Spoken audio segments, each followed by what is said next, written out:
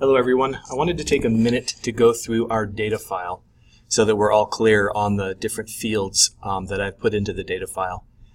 I'll go through each field and describe what they are and explain kind of how we get to the field called average score, which I'm proposing will be our dependent variable.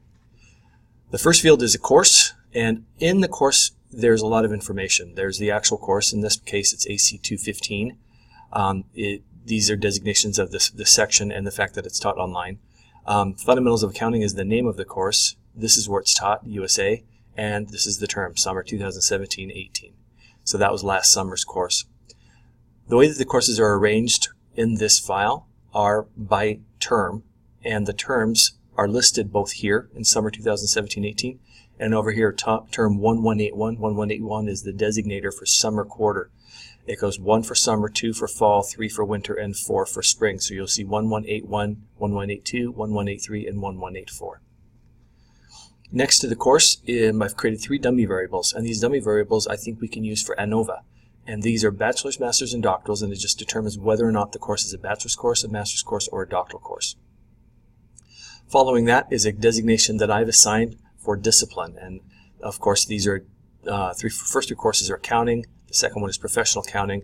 These are general education business. I'm not sure we're going to use these in the project, but I wanted to go ahead and just have them there anyway because it gives me the opportunity to go back and run analysis of variance and divide them up by discipline.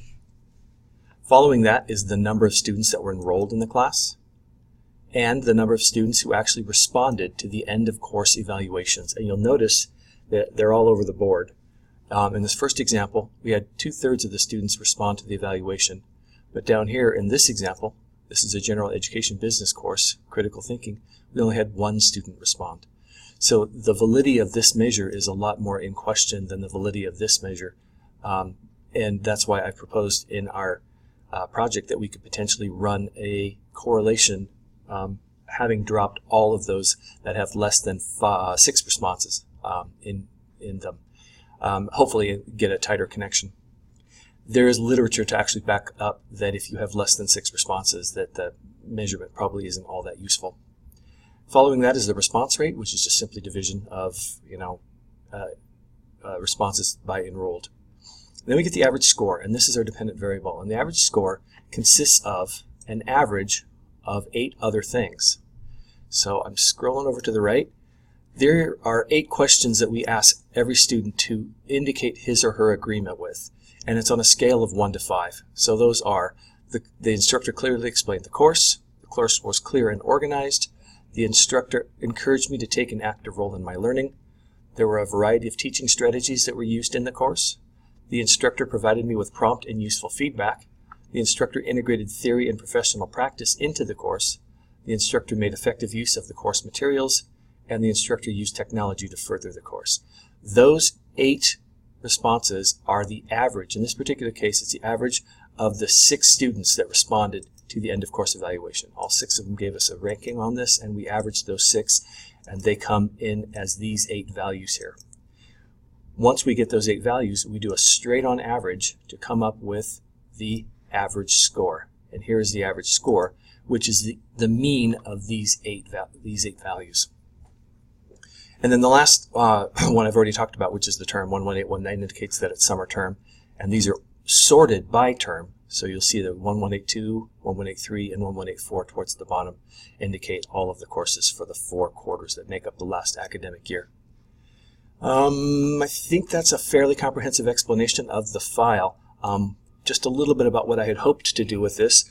I had hoped to see if responses could be used as a predictor for average score. In other words, could we say that those that had the higher responses were more likely to have a higher average score?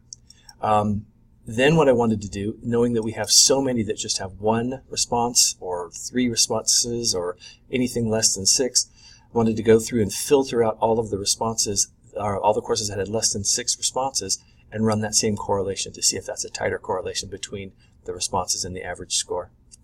Then the other thing, since we've learned about ANOVA, I would like to do is I'd like to check and see if there's a significant difference in the means between the bachelor's and master's and doctoral courses. In other words, my hypothesis there would be that the doctoral courses are rated higher than the bachelor's or the master's. And so it would be nice to maybe run that through ANOVA. I don't know if there's a covariate that we could use, but possibly there's a covariate that we could use. Maybe it's, I don't know, response rate or any one of these indicators over here, but probably not. I don't know that would work that well. I haven't done the work on this yet, so I don't know what we're going to find. But anyway, I just wanted to introduce the file so when we get ready to do the presentation, you all have at least an explanation of what is in the file.